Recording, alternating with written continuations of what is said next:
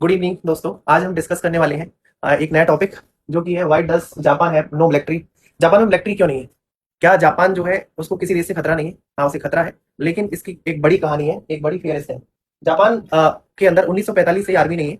जब से अमेरिका ने जापान के ऊपर परमाणु बम यानी कि न्यूक्लियर बम जो है गिराए थे, उसके बाद जापान जो है, जापान की आर्मी पर अमेरिका ने है पूरी तरह से नियंत्रण पा लिया था। हिरोशिमा और नागासाकी नागासाकी पर दो बम गिराए गए थे, fat man and little boy. उसके बाद अमेरिकी सेना ने है जापान की सेना को भंग कर दिया। और जब जापान का संविधान बनाया गया यानी कॉन्स्टिट्यूशन बनाया गया, तो उसमें एक आर्टिकल 9 जोड़ा गया, आर्टिकल 9 जोड़ा गया, जिस आर्टिकल में साफ लिख दिया गया कि जापान जो है उसके पास अपनी खुद की आर्मी नहीं होगी। उसके पास एक छोटी सी आर्मी है जिसे सेल्फ डिफेंस आर्मी कहा जाता है, जो जापान की रक्षा के लिए है, लेकिन किसी देश से युद्ध करने के लिए उसके पास कोई भी आर्मी नहीं है।